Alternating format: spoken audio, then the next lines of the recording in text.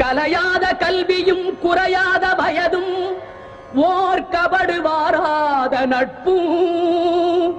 கன்றாத வளமையும் குன்றாத இளமையும் கழுபிணியிலாத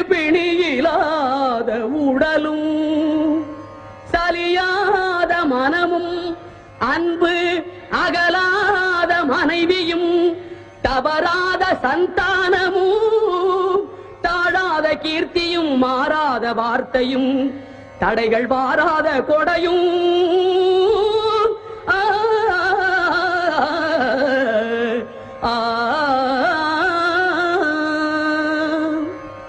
தொலையாத நிதியமும்